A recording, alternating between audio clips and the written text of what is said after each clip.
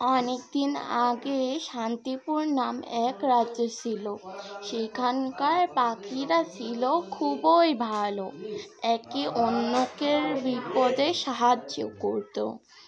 কিন্তু এক বিপত্তি ঘটে, সেখানে এক ডাইনির প্রভাব ফেলে সেখানকার রাজ্যের বিপত্তি। হি হি হি, এখানকার পাখিগুলো তো বড়ই সুস্বাদু।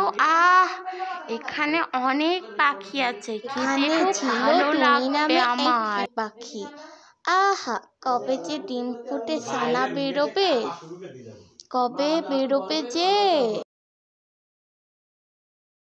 তিন পার টুনির ডিম থেকে ছানা বের হয়, একটার নাম টুকি, অন্যটি টুনি। টুনটুনি ছিল বড়ই দুষ্টু। এখানকার দিন দিন পাখির সংখ্যা কমতেই থাকে, তাই সকল পাখিরা সভা বসন করে। আমার জঙ্গলের পাখি দিন দিন কমতেই থাকছে, কারণ কেউ বুঝতেই পারছে না যে এই সব পাখিগুলোকে আমি খাচ্ছি।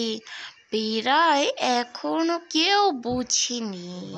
পরে সকল পাখি জানতে পারলো এইটা একটা ডাইনির কাজ, তাই তারা একটা পরিকল্পনা করলো ডাইনিকে দেওয়ার জন্য।